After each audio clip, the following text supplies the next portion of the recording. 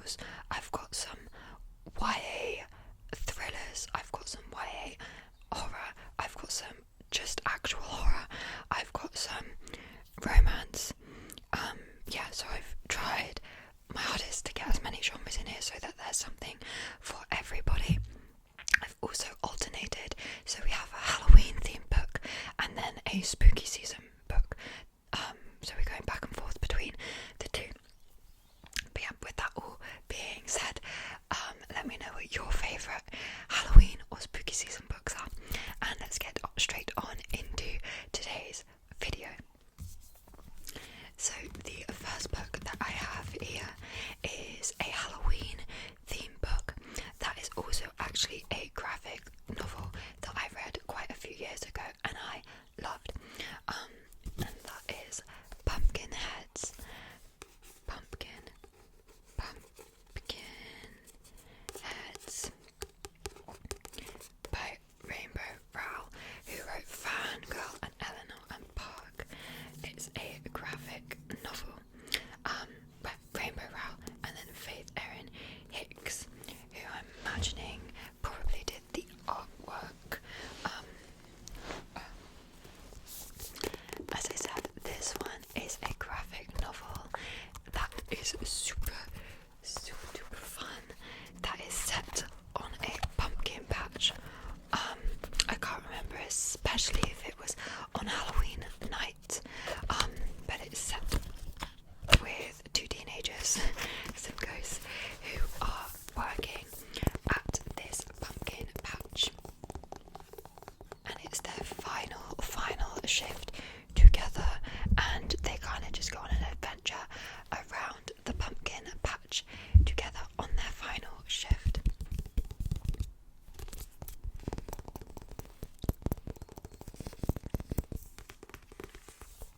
Yes, it does say that it's set on Halloween because it's their final shift together before they go away to college, I remember. And the final shift is Halloween night. So Josiah is ready to spend the whole night feeling melancholy about it, but Deja isn't ready to let him. She's got a plan. What if instead of moping they went out with a bang? What if their last shift was an adventure? And this was a lot of fun. It's got a bisexual main character in it as well, which I always really enjoy, and it was basically just like a whole book about you kind of get to explore the pumpkin patch with them because they're going on an adventure through the pumpkin patch, and obviously you get to know the character and their relationship with each other. I think it describes them as like seasonal best friends because they don't see each other throughout the rest of the year. They just see each other at this pumpkin patch. But yeah, I remember it just being a lot of fun. There's a map of the pumpkin patch, and then there was a maze down here as well. I wonder if there's one of those on the front. This is also a map of the, it's upside down, of the pumpkin patch as well. So yeah, this one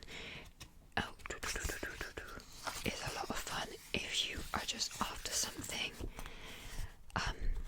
quick and easy that you could maybe read on Halloween. It's not like spooky, like scary, it's just a fun like time on Halloween in a pumpkin patch. You can see it says Happy Halloween, Happy Halloween.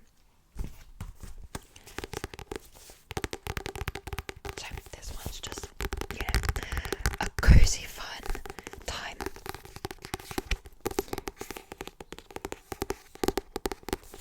Oh, sorry, my mic's in a slightly different place than usual, so gotta hold this.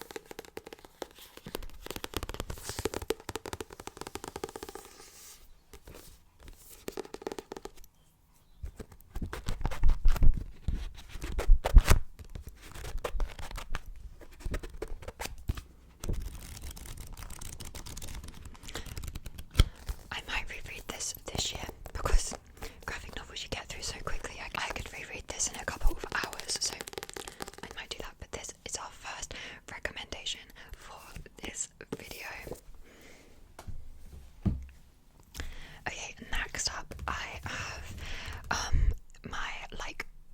is straight horror. I really actually do enjoy reading horror. I hate watching horror films. I am not someone who likes to be scared. I get scared very easily, and I hate the feeling in horror films. And I know this is what people like about horror films, but I hate it. I hate the anticipation of waiting to be scared. It just makes me feel anxious. I sit there like waiting for the jump scare to happen, and I just feel like sick. So I'm not someone who watches a lot of horror, but I do enjoy reading horror, because I think the thing is with reading horror is you kind of are as scared as you allow yourself to be. Like you're picturing the books in your head, you know, so you kind of you can control it a little bit more. That being said, I've not read too much horror. I've read a few Stephen King books and then quite a few Grady Hendrix books, and I've picked my favourite Grady Hendrix book to talk about today. I think this is his scariest one that I've read. At least I've read 3 of his, and this one is definitely the scariest. This one actually did freak me out to the point where I had to stop reading it at night because it freaked me out. And that's Horrorstör by Grady Hendrix. First of all, the format of this book is so cool. It looks like an IKEA catalogue, and it is basically set at IKEA, except it's called Horrorstör, but it's a spoof of IKEA. Like, it's very obviously IKEA when you're reading it. And we are following our main character, whose name I cannot remember. Oh my gosh, does it say? Nope. I read this last year, which will be why I can't remember it. Okay, I feel like we don't need to know her name, but we're following our main character who works at Orsk, which is like this store, and she's not the best at her job, but she works there, and she gets recruited to basically stay overnight, do a night shift, because weird things have been happening at this particular Orsk store, and yeah, she is picked to stay overnight with a few other of her colleagues to basically stay there and see if it's kids that are breaking in, or like what's happening overnight that means that when they're getting there in the morning, like things are messed up. But of course, because it's horror, it's not kids, it's something a lot more sinister overnight, and it genuinely actually freaked me out. I loved it, but I was freaked out. One of my favourite things about this book is at the start of every chapter. It's just a very unique book. You have an item of furniture, and you know, that's like, again, IKEA with the names. This one's the Bruker, a sofa, and they start off very normal, but as you go through the book, you end up going from like sofas to, if I can turn the page, oh my gosh, why can I not turn this page? Oh, this one's actually still a normal one, so that's annoying. You go from normal furniture to weird furniture. So this one is the Bodafast.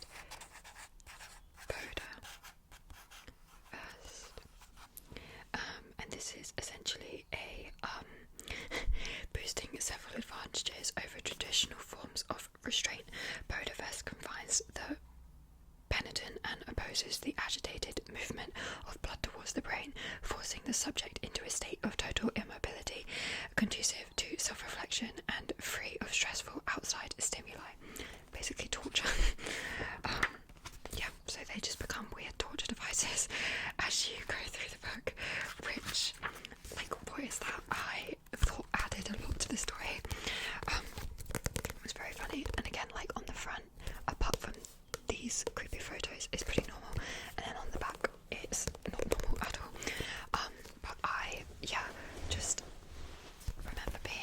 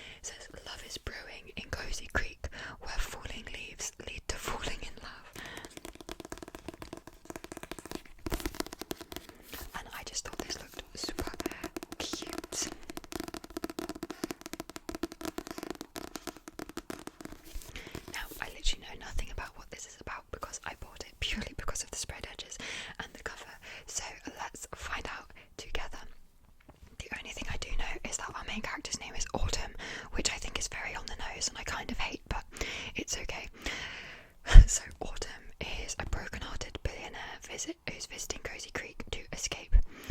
She never expected to become a fake girlfriend or fall madly in love, but here we are. Her first impression of Zane isn't great. The second is worse, but when he uses his power of persuasion to get her to hang out with him, she can't say no. They quickly go from familiar strangers to flirty friends, but when her ex returns, Zane flawlessly pretends to be her boyfriend to protect her. He's so damn good at it, she almost believes it. She doesn't know when their relationship moves from pretending to passionate, but she catches feelings as her ex desperately crawls back into her life like a zombie. She realises that she only has eyes for one man, and all except its fool that she wants is him. It's a feel-good, spicy, small-town romantic comedy with a billionaire who falls fast and harder. Grab a pumpkin spice latte, a warm, fuzzy blanket, and make your way down to Cozy Creek. I just think this book it just looked so freaking cute that I had to pick it up. I think it's gonna be very similar vibes to the pumpkin spice curry, and I'm not expecting like amazing things out of it, but I'm expecting it to give me exactly what I want it to give me, cute, cozy, autumnal vibes, you know. So I'm very excited to read this one. I've literally heard no one talking about this.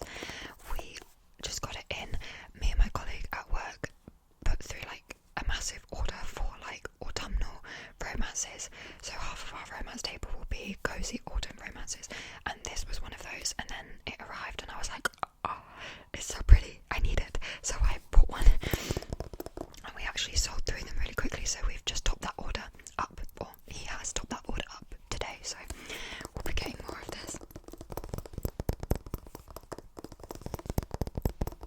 Oh, it says at the bottom as well, don't miss the other books coming in the Cozy Creek series. Fall at Once, Fall Too Well, Taylor Swift, and Fall Shook Up. So they're all going to be autumnal romances.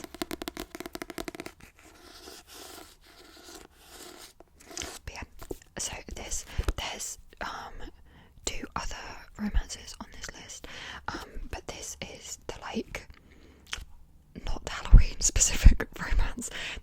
You'll see.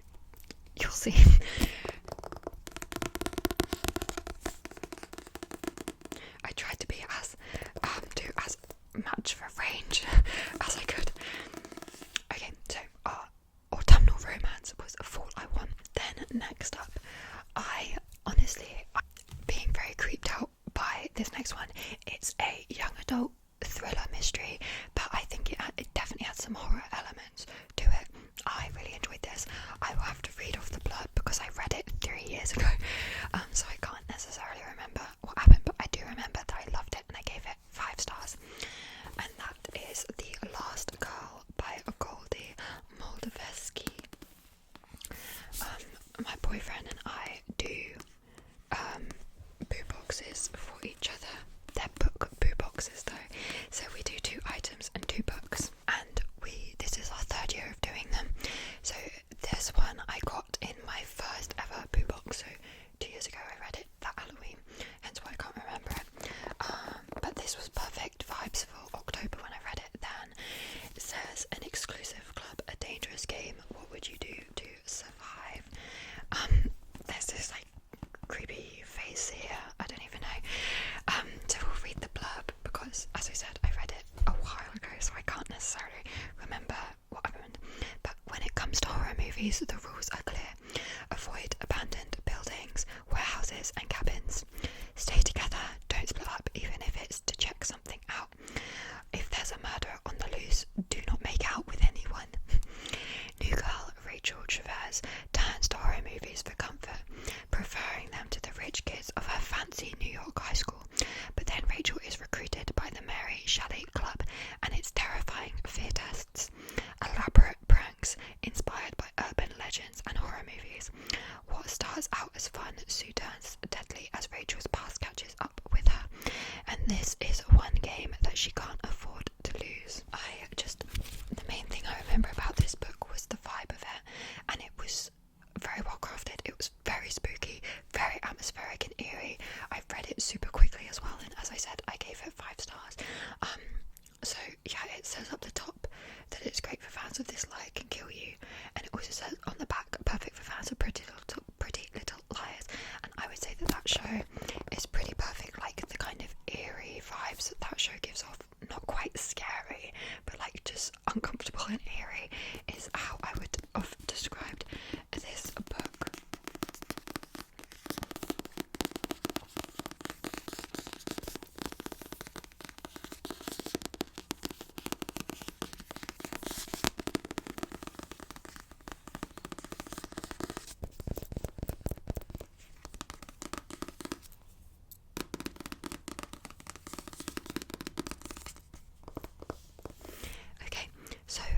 is our YA thriller mystery / horror recommendation. Next up is another one of the two that I haven't actually read that I got last week, but this one is a Halloween themed / autumn themed, I guess, romance. There's Pumpkin About You. I was sent this by the publisher, which is One More Chapter, who is the same company that did the Pumpkin Spice Cafe, so I'm expecting similar vibes. But how cute is this? I'm so excited for it. From what I know, it's like a grumpy sunshine small town romance. I think like most autumnal Halloween themed romance books are small town cozy vibes because they just give cozy vibes. But we'll read the blurb of this one because I don't know what it's about. But it says, given the chance to plan her bestie's 30th birthday bash, Ren Southwick is determined to create an experience so big and so bold that the name of her party planning business spreads beyond the confines of her own small town.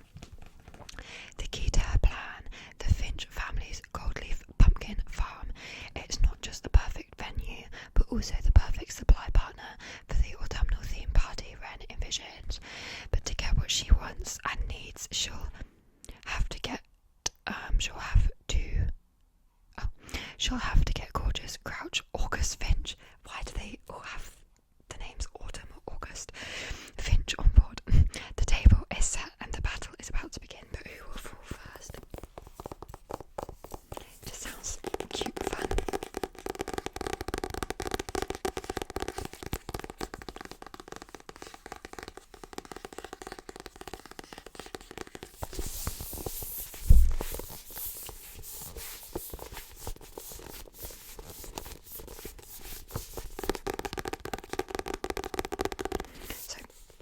Excited to read this one.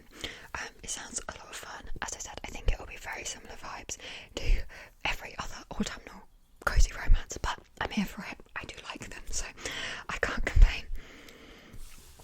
Okay, the next one isn't autumnal vibes. It was a fantasy romance that was just like a cozy fantasy romance. It is part of a series. I've not read the rest of the series. I actually think technically this was like book 2 in the series, but they're interconnected standalones, and I was completely fine reading this by itself. I got it entirely. But that was A Demon's Guide to Wooing a Witch. This one I got in my boo box last year, so I read this last year, so I remember this a lot more than the other one. We are following Caladia, I believe was her name, yep, and Astaroth. Astaroth is a demon and Caladia is a witch. And as I said, this is technically a sequel, but you definitely don't need to read the first one first. I didn't, and I was completely fine. But basically, Astaroth, was that his name? Yeah, he was like, used to be like this legendary member of the demon like council, I guess. He was very evil, very horrible, and then something happened and he like essentially goes through complete amnesia, and Caladia finds him in the human world, and she knows who he is and she hates him already, and she thinks he's faking his amnesia, but then she slowly learns that he's not faking the amnesia, and they go on like a quest to basically try and get his memories back. And during this time, because he can't remember who he was previously, he kind of develops into being a decent person that they like strike up a relationship with each other. It was a lot of fun.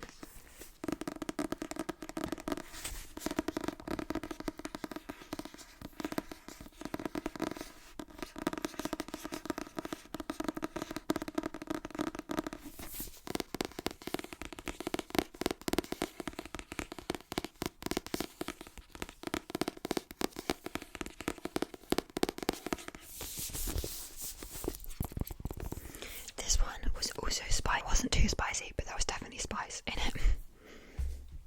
Okay, next up is the other graphic novel that I picked, which is called Fangs by Sarah Anderson. On the back it says, I want your love, and it's crossed out and it says blood.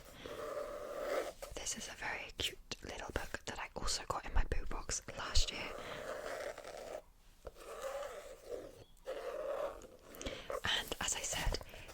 this is actually a graphic novel that basically charts the love story between a vampire and a werewolf. And it's kind of set up in a unique way that I've not read before in a graphic novel, where essentially every page is kind of its standalone story. Once you go past them meeting each other, each page was basically like a different day or a different scene of their relationship, and it was fun. So I'll just show you a random page. So there wasn't like too much plot, and it was honestly, it's kind of like a graphic novel that you could dip in and out of, and like every day read a different page or something. But it was a lot of fun. It was very cute, and their relationship was just very sweet. But it was also very funny. It's kind of like, I don't know, making fun of vampires and werewolves. Like Valentine's Day, and she's got him dog biscuits. You know, like it was very cute and fun. Again, another one that if you were after something like quick and easy to read in literally a day, this is a great one.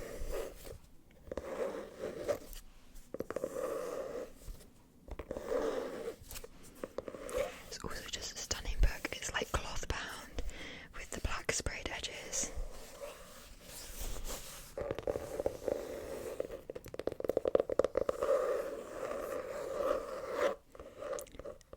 Fangs.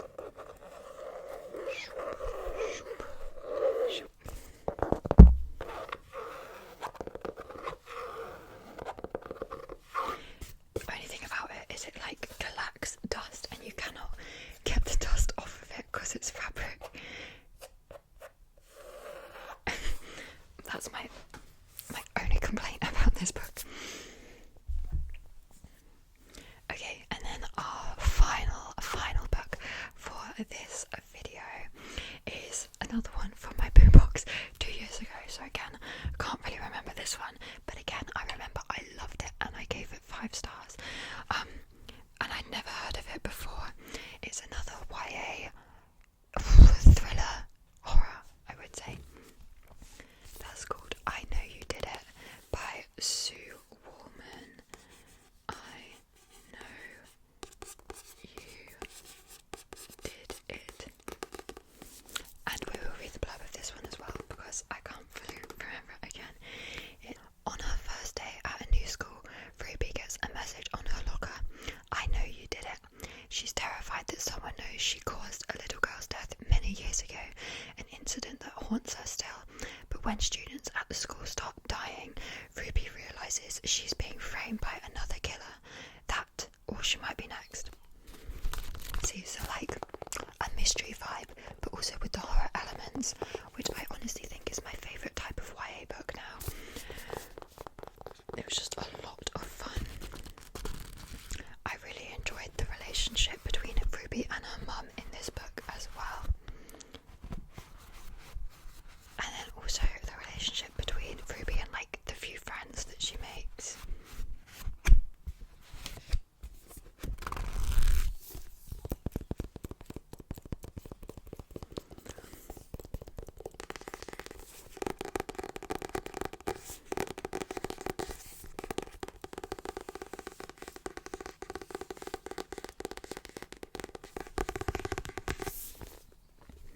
But yeah, those are all of the recommendations that I have for you in today's video.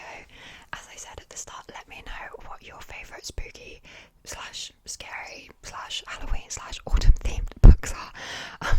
I'm definitely interested